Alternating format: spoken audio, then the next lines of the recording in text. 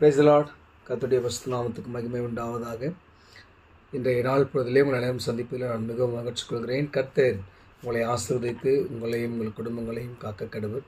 எனக்கு அருமையானவர்களே, இன்றைய நாளுக்கான வேத வாக்கியம் லூக்கா 21 அதிகாரம் 1 முதல் 3 வசனங்கள். இந்த வசனத்திலே ஆண்டவர் தேவாலயத்தில் இருக்கிறார். காணிக்கை எடுக்கிறதான ஒரு டைம் வருது. அப்போ எல்லோரும் காணிக்கை கொடுக்குறாங்க. பெரிய பெரிய ஐஸ்வரன்கள்லாம் நிறையா கர்த்தருக்கு உதாரணத்துவமாக கொடுக்குறாங்க. அப்போது ஒரு ஏழை விதவை அவளுக்கு இருந்த அந்த 2 காசு என்ன பண்ணுறான், அந்த காணிக்கையை போடுறான். எல்லாம் போட்டு முடித்த உடனே ஆண்டவர் அங்கே அழகாக சொல்கிறார். எப்பவுமே நம்முடைய ஆண்டவர் என்னடான்னா, யார் முழுமையாய் தன்னை அர்ப்பணித்து கர்த்தருக்காக செய்கிறார்களோ அவர்களை கனப்படுத்துகிற ஒரு ஆண்டவர்.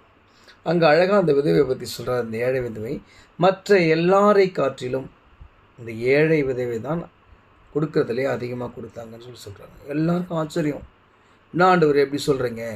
உதாரணத்துவமாக அப்படியே பொண்ணு வெள்ளியும் காணிக்க போட்டவங்களாம் விட்டுட்டு அவகிட்ட இருந்த 2 பைசா அவ கொடுத்த ஒரு விதவையை பார்த்து நீங்கள் இப்படி சொல்கிறீங்களே, அவங்க என்ன கொடுத்தாங்க? 2 பைசா தானே.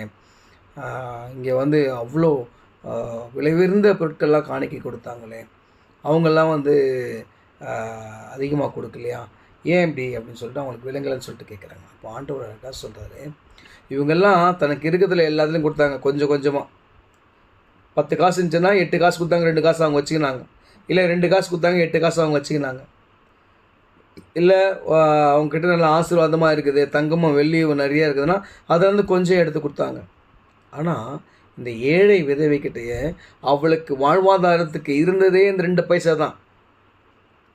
அவளுடைய வாழ்வாதாரமே அதுதான். அந்த வாழ்வாதாரத்தையே அவள் என்ன பண்ணிட்டான்? கடவுளுக்காக கொடுத்துட்டான். அவளுக்கு அடுத்தது என்ன? ஒன்றுமே கிடையாது, எதுவுமே இல்லை. இருந்ததே அந்த 2 பைசா. தன்னுடைய வாழ்க்கைக்கான முழு அங்கீகாரமே அந்த 2 பைசா. அதையே எடுத்து ஆண்டவருக்காக கொடுத்துட்டான். அதை தான் ஆண்டவர் சொல்கிறாரு. மற்றவங்களாம் அவங்ககிட்ட இருக்கிறதுல கொஞ்சம் கொடுத்தாங்க, ஆனால் அந்த ஏழை விதக்கிட்ட இருந்ததே அந்த 2 பைசா தான். அது தன்னுடைய மொத்தத்துமே என்ன பண்ணிட்டா?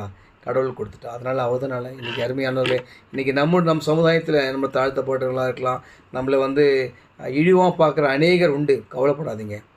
நாம் எப்படி இருந்தாலும் நம்ம கர்த்தருக்கு உண்மையாக இருந்தோம்னு சொன்னால், கடவுளுக்கு உண்மையாக இருக்கிற கொஞ்சத்தை நம்ம கொடுத்தோன்னு சொன்னால், நம்ம அநேக திரும்பி நம்மளை அதிகாரியை வைத்து நம்மை ஆண்டவர் ஆசீர்வாதத்தை காப்பார். விசுவாசிங்க, கர்த்தர் கண்டிப்பாக பெரிய காரியங்களை செய்வார்.